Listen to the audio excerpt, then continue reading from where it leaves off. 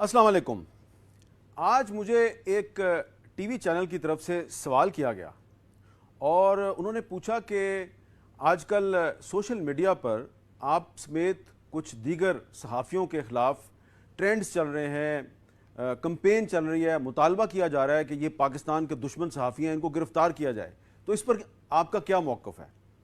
तो मैंने अपना मौक़िफ़ तो उनको दे दिया, लेकिन मौक़िफ़ देने के बाद मैंने सोचा कि पता नहीं कि ये टीवी चैनल मेरा मौक़िफ़ नशर कर सकें या ना कर सकें।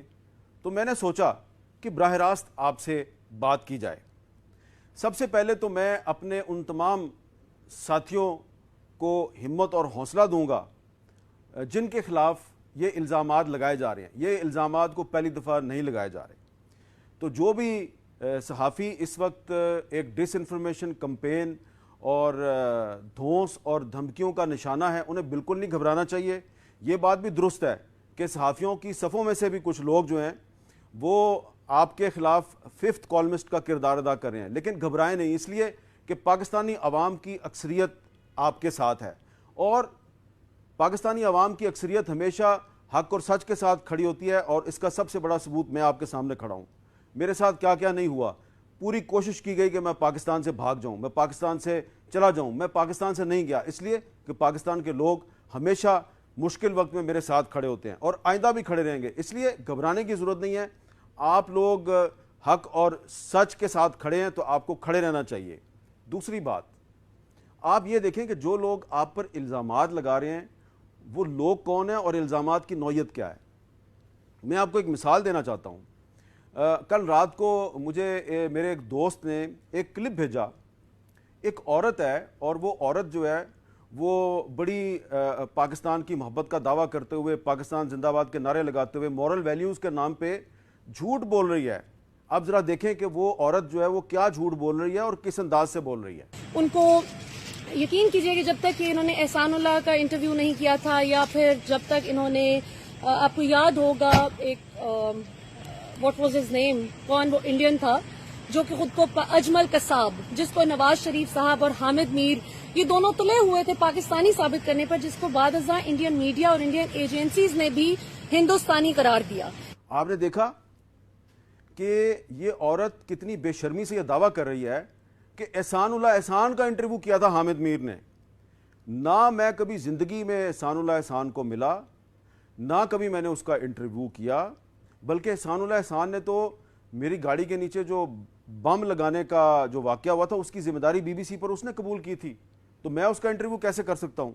और ये औरत जो है इसको ये पता होना चाहिए कि एहसानुल्लाह एहसान का इंटरव्यू जो है वो सरकारी एजेंसीज़ की हिरासत में हुआ था, और जिस किसी ने भी ये इंटरव्यू किया तो जाहिर बात है उसको एक्सेस दी गई थी ना, तो उनका भी तो नाम लेना, जुर्रत पैदा करें, उनका भी नाम लेना जिन्होंने ये इंटरव्यू करवाया था। सिर्फ हामिद मीर और कुछ दीगर सहाफ़ी जो हैं उनको गालियां देना, उन पर इल्ज़ामात लगाना बड़ा आसान है। सच बोलना बहुत मुश्किल है, झूठ बोलना बहुत आसान है, जो कि आप बोल रहे हैं, बड़ी बेशर्मी के साथ बोल रहे हैं। कहते हैं जी अजमल कसाब को पाकिस्तानी साबित किया हामिद मीर ने, और भी कुछ लोग हैं जो बहुत बेशर्मी के साथ ये दावा करते हैं हामिद मीर ने अजमल कसाब के घर के सामने जाकर प्रोग्राम किया था। ओ भाई, हामिद मीर तो कभी अजमल कसाब के गाँव तक में नहीं गया। अजमल कसाब के गांव में प्रोग्राम क्या कर रहा है, मैं तो वहां पे गांव में गया ही नहीं, मुझे तो पता ही नहीं वो गांव कहां पे है।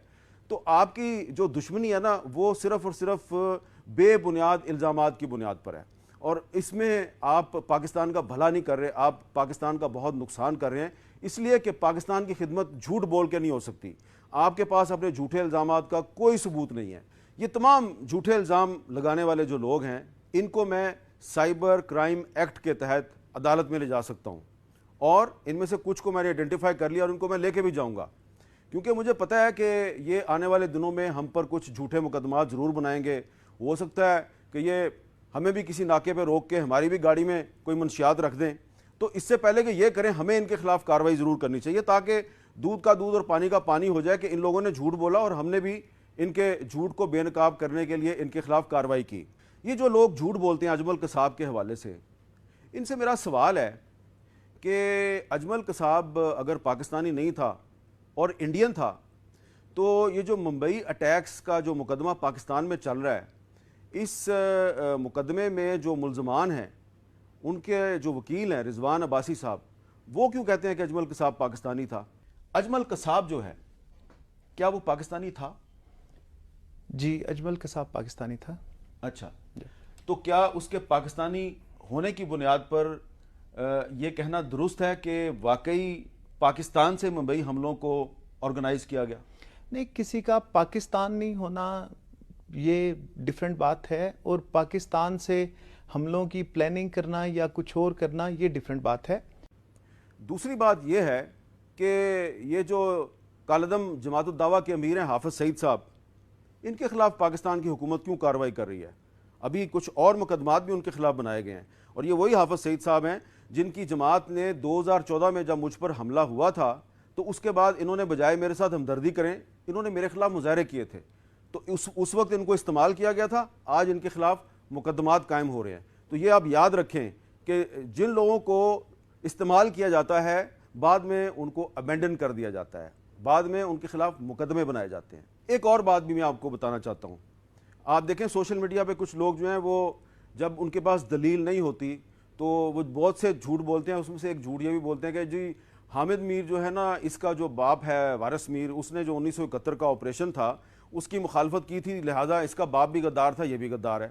مجھے تو فخر ہے کہ میرے والد صاحب نے فیض احمد فیض اور حبیب جالب اور بہت سے دیگر جو آزادی پسند اور جمہوریت پسند لوگ تھے ان کی طرح 1971 کے ملٹری آپریشن کی مخالفت کی تھی. وہ مخالفت کرنے والوں میں صرف شاعر اور ادیب شامل نہیں تھے. پاکستانی فوج کے ایک سینئر افسر تھے لیفٹیننٹ جنرل ریٹائرڈ صاحبزدہ یعقوب علی خان صاحب، جن کو بعد میں جنرل ضیاء الحق نے اپنا وزیر خارجہ بھی بنایا تھا، انہوں نے بھی اس آپریشن کی مخالفت کی تھی. تو لہٰذا اگر 1971 کے فوجی آپریشن کی مخالفت کرنے کے جرم میں آپ وارث میر کو اور فیض احمد فیض کو اور حبیب جالب کو آپ غدار کہتے ہیں تو پھر صاحبزادہ یعقوب علی خان صاحب کے بارے میں بھی کوئی لقب جو ہے وہ آپ فرما دیں کہ وہ کیا تھے، کیونکہ انہوں نے بھی مخالفت کی تھی. اور 1971 کے فوجی آپریشن کی مخالفت صرف ان شاعروں اور ادیبوں نے نہیں کی تھی، کچھ اور بھی لوگ تھے جنہوں نے یہ مخالفت کی تھی. ذرا سنیے وہ کون لوگ تھے. بالکل غلط تھا. ہماری فوج ہی نے الیکشن کروائے، الیکشن جیتے ان کی پارٹی، اور اسی کے اوپر آپریشن کر دیا. اور آپریشن کیا ایسا کہ آپ جب بھی شہروں میں، اب فوج کا قصور نہیں، آپ فوج کو شہریوں کے اندر اٹیک کروا دیں، ایک بستی سے گولی آتی ہے وہ ساری فوج ادھر ان کو اڑا دیتی ہے. کبھی بھی نہیں ہمیں کرنا چاہیے، یہ کبھی ملٹری آپریشنز نہیں کرنے چاہیے تھے. اتنا بڑا ظلم ہوا ان سے، اور ہمارے سے جھوٹ بولا گیا، پروپیگنڈا تھا، ایک ہی پی ٹی وی تھا، ایک ہی اخبار کنٹرول تھی. ہم یہاں لڑتے پھر رہے ہیں. میں انگلینڈ گیا، سب سے لڑا ہوں کہ نہیں ہم نے، پاکستان نے بالکل ٹھیک کیا، یہ ہندوستان کی سازش تھی. بعد میں جا کے جب پتہ چلا، ایک میرا دوست اشرف الحق جو اس وقت بنگلہ دیش کی ایسٹ پاکستان کی انڈر 19 کا کیپٹن تھا، جو میں آخری، ہم نے پاکستان ویسٹ پاکستان انڈر 19 اور ایسٹ پاکستان انڈر 19 کا مارچ 71 میں میچ ہوا تھا. وہ آخری دفعہ تھا، آخری جہاز گیا، اس کے بعد آپریشن مارچ 71 میں آپریشن ہو گیا.